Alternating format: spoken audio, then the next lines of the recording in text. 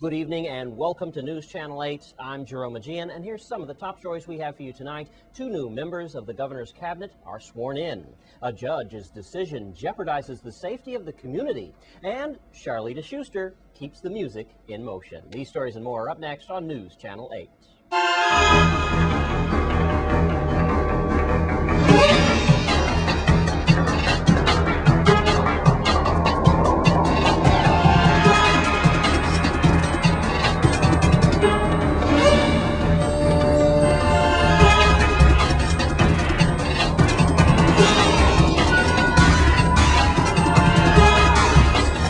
In our top story tonight, two new members of the governor's team were sworn into office earlier today. Let's take a look. At this time, I'd like to introduce to you, ladies and gentlemen, Commissioner Designee for the Department of Planning and Natural Resources, Ms. Alicia Barnes. I, Alicia Barnes, do solemnly swear do solemnly swear that I will support, that I will support, obey, and defend the Constitution and laws of the United States, the Constitution and laws of the United States, applicable to the United States Virgin Islands. applicable to the United States Virgin Islands.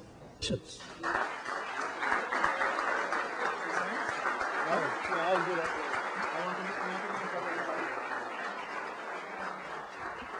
To Governor DeYoung and Lieutenant Governor Francis, thank you for the honor of becoming a cabinet member in your administration. It is an honor that I do not take lightly, and I pledge my utmost diligence and professionalism in administering the mandates of the Department of Planning and Natural Resources. At this time, ladies and gentlemen, I'd like to introduce to you Director Designee at this point, Mr. Elton Lewis, sir. And Judge Brady. I do solemnly swear that I will support, obey, and defend the Constitution and laws of the United States, applicable to the United States Virgin Islands.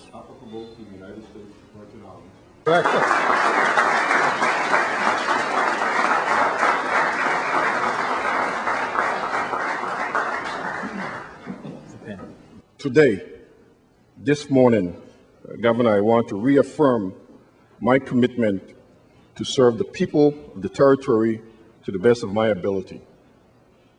The hallmark of my leadership have always been do what is best for the interests of the people of the Virgin Islands, and I pledge to continue along this path. And congratulations to Alicia Barnes and Elton Lewis. And also in other news tonight, the Virgin Islands Police Department are pointing the fingers at the judicial system this evening. Police officials want to know why a career criminal just slipped right through the cracks. News Channel 8's Wes Small is at Superior Court. Thanks a lot, Jerome. We're here in front of Superior Court to talk about Akil Joseph. That's right, another saturated patrol graduate. We understand now he is a two-time graduate. I guess you could say he's working on his master's, so to speak. Akil Joseph was arrested on saturated patrol around February 17th. Remember that, after he ripped his pants and so forth? Well, let's go to Melody Rames, because he's been in some trouble recently, and we're going to bring it all home why we're here at Superior Court. Saturated patrol officers on St. Croix arrested 26-year-old Akil Joseph of Estate Mambiju during a traffic stop and charged him with possession of an unlicensed firearm. Joseph was arrested at about 11:15 p.m. Saturday, April 30th, on the Mambiju Road when police observed the vehicle he was in violate traffic rules. Police said once Joseph was stopped, he began exhibiting signs of nervousness, and police patted him down for officer safety. A firearm was found tucked in his waist, and he was arrested. St. Croix Police Chief Christopher Howell said Joseph has an interesting criminal history with the Virgin Islands Police Department. He was arrested first as an adult in 2009, charged with possession of a controlled substance, and later that year arrested again for possession of an unlicensed firearm. Joseph was also arrested this year for possession of a controlled substance during the filming of a Cops VI episode. He was featured in that segment being taken into the police station with pants that were torn when he ran from police and jumped a fence during a police operation in a state Mambiju. Regarding the 2009 gun charges, Joseph was sentenced for that crime in April 2011 to 4 years in prison. However, that sentence was reduced by the Superior Court to only 2 days in jail, which he served, Chief Howell said. Exactly 4 weeks later, Joseph was again arrested for gun possession. Chief Howell said, "It is my hope that no one was injured or died as a result of Joseph again having an unlicensed firearm in his possession." Joseph was held without bail at his recent advisor rights hearing after the court determined that he did not have a suitable third-party custodian. Thanks a lot, Melody. Now, why is the VIPD so upset, and probably the community as well? Let me tell you some questions here. Number one, why did it take from 2009 until now to sentence Akil Joseph? That's the first question. Number two, why did the judge sentence him to 4 years and then only let him serve 2 days? All right? Given the climate, the violent climate of our territory, do we have mandatory illegal gun sentences or not? Akil Joseph was arrested Halloween, October 31st. Right? And that goes way back to 2009. November, he ran from police again. He had controlled substance, possession of a legal gun. He was put on house arrest. And then 2011, like I said, sentenced to 4 years, only served 2 days. Again, he was involved with an illegal gun on February 17th with the Rip Pants. Illegal gun this last weekend, April 30th, again on saturated patrol. Now, finally, he has no bail. He has no third custodian. But perhaps before we answer that age-old question, where are the weapons, where are the guns coming from, we might want to find out who are the judges that are making these decisions that affect the safety of our community. In this particular case, the judge is Harold Willocks. Questions need to be answered. At Superior Court, I'm Wes Small for News Channel 8. Thanks, Wes. And the junior ranchers of Menor School returned on Saturday from St. Lucia. Was their mission a success? Indeed. Let's take a look. Well, here I am back at the Henry Rawson Airport. It's been exactly 8 days and a few hours since we left the Junior Ranch program, but hearty congratulations to the Junior Ranch program. They've returned from St. Lucia, and we're excited to hear about the comments that they got and the experiences that they had. Sergeant Hulbert, how was the trip? Was your mission successful? An absolute success. We're very proud for the accomplishment that these cadets put forth. The overwhelming reception and welcome that we received from the Lucians themselves due to the media coverage.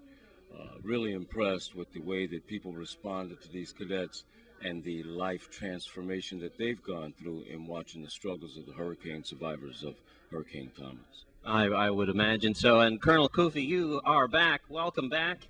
And tell us how your experience was in St. Lucia. And you met the barge. The barge was safe and intact, and the food goods got distributed as they should have been? Yes, again, Jerome, that we collected, we shipped, and we went out and distribute. And in a nutshell, the mission was a success. The cadets themselves can tell you firsthand the experience they had. This thing. Excellent, wonderful. And Doctor, it's amazing that we're having this conversation just today.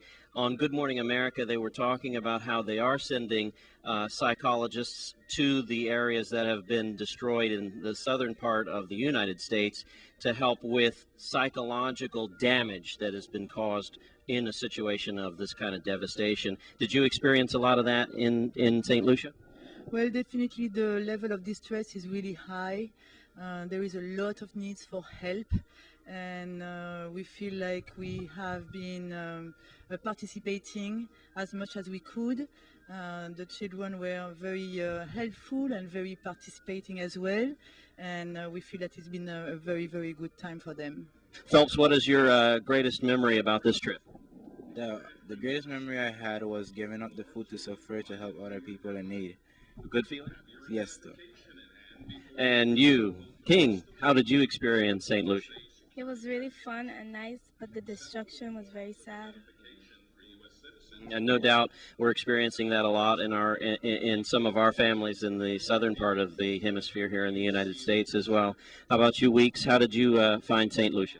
I found it exciting, but in a way it was shocking to see what happened because you hear it on the news, but when you get there and you see what happened, it's very hurtful. And what are your memories of St. Lucia that you're going to take with you? Well, it was very fun, and I was happy for those people who received food there. And you, last but not least, how did you find St. Lucia? It was kind of sad to see like all the landslides. There were some that we witnessed that were very fresh, like new, happened overnight. They're still happening, but I'd like to see the smile on the children's faces when they got food and water and stuff. And I think I might have forgotten one person here.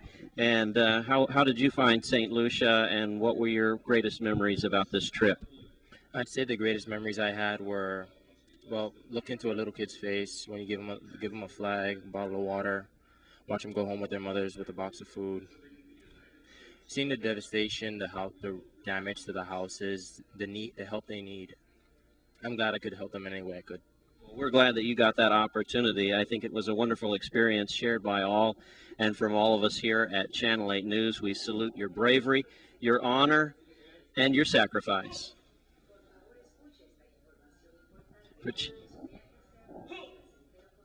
For Channel 8 News, I'm Jerome Aegean. And when we come back from this break, Charlita Schuster's Music's in Motion. Stay with us.